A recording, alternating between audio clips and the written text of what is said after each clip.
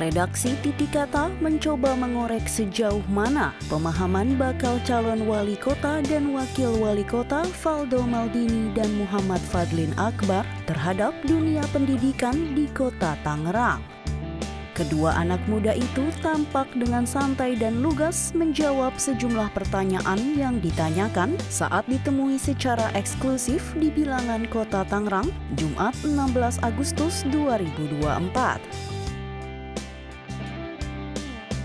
Iya, kalau kita lihat memang bicara pendidikan ya, kita pertama yang jadi concern adalah SD dan SMP yang sudah dibangun oleh Pak Wahidin dari belasan tahun lalu. Kemarin kita datang ke beberapa titik, memang ada banyak sarana dan prasarana yang perlu kita kuatkan lagi gitu. Karena kita tahu jumlah SD negeri di Tangerang, sekolah negeri lah, SD SMP dari PAUD juga, seperempatnya tuh dia bandingkan kalau swasta. Negeri itu 300-an, swasta itu 1.200-an. Kita pasti pengen adanya karena kebijakan zonasi dari pusat ini membuat banyaknya ketersediaan sekolah itu jadi tantangan. Jadi ya tentu tugas kami ya bersama nanti dengan Mas Fadlin dan Kepala Dinas Pendidikan tentu concern sama bagaimana mereka bisa belajar dengan baik. Jadi guru juga udah disampaikan oleh Mas Fadlin di podcast sebelumnya ya. Jadi intinya kami melihat adanya perlu untuk penguatan sarana dan prasarana pendidikan yang sudah dibangun oleh Pak Wahidin, dan juga bagaimana standar kualitas antara negeri dan swasta itu sama. Sepertinya kita akan mulai concern juga untuk penambahan sekolah, karena kita tahu zonasi bikin beberapa orang-orang di sekitar sana nggak dapat sekolah. Secara garis besar begitu. Pendidikan alhamdulillah, bahkan ada sekolah swasta yang disubsidi juga kan sama pemerintah. Ya. Sekolah Islam terpadu kalau nggak salah itu ya.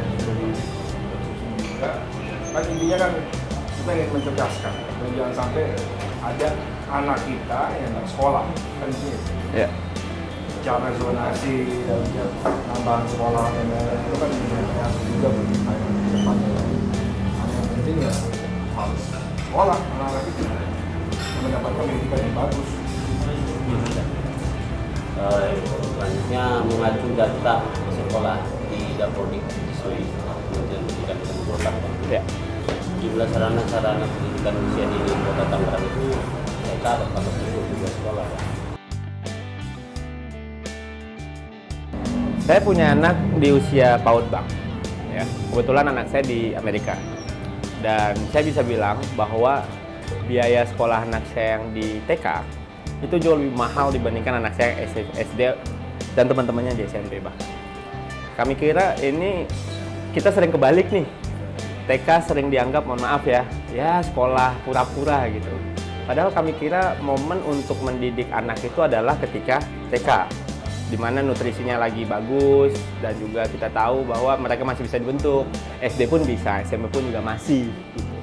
Jadi kami kira keberpihakan kami berdua nanti ya kepada TK, Bang, itu penting sekali. Bahkan TK negeri itu seingat saya itu sebelum ditambahin sama Pak PJ itu baru 5 nih. Yang negeri ya, sebelumnya cuma 1 loh setahu saya. Nah, saya juga ketemu di lapangan bahwa banyak TK, PAUD yang inisiatif masyarakat itu punya kerumitan dalam mengurus skema perbantuan dari Pemkot. Izinnya ribet lah kasarnya gitu. Akhirnya beberapa tuh larinya ke Kemenak, saya dengar. Ya, saya ketemu beberapa sekolah yang diresmikan oleh Pak Wali bahkan. Jadi kami kira kita juga akan concern, Bang, sama gimana caranya sekolah ini kan kami berdua selalu menganggap tugas kami sebagai pemerintah adalah membuat kualitasnya sama. Ya, baik yang inisiatif masyarakat, baik yang dari swasta, baik yang juga yang dari negeri. Tentunya ya harapan kita, keberpihakan kita sangat jelas kepada teman-teman PAUD dan TK sih, Bang. Bahwa kita nggak mau mereka dianggap sekolah tier kesekian gitu. Padahal sebelum masuk SD, disitulah mereka harus bisa kita didik. Ya belajar dari pengalaman anak saya yang di luar, mahal banget sekolahnya. Tapi ini bisa digratisin. Apa? Karena mahal banget bisa digratisin. Ya, maksudnya kalau seandainya uangnya, ya kita yakin ya. Maksudnya subsidi satu hal, tapi kualitasnya itu loh, Bang. Karena standar pendidikannya. Biar nanti pas masuk SD sama nih. Jadi Kadisdik kita harus agak canggih dikit nih nanti.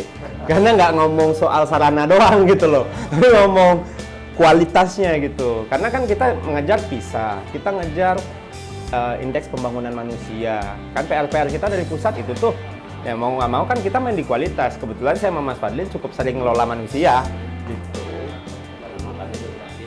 Ya makan udah gratis nih, mungkin ya mudah-mudahan lah. Tambah juga harus dengan pengajar yang baik. Pengajar yang baik. Pengajar yang baik juga jangan sampai pusing dengan Biaya. biaya dan lain. Kita juga harus memberikan uang yang layak. Insentif yang bagus. Tenaga pengajar kita. Berikan misalnya di PAUD, di BTK, di BTK, di SD SMP, terus di kota. Di seluruh hal seperti itu.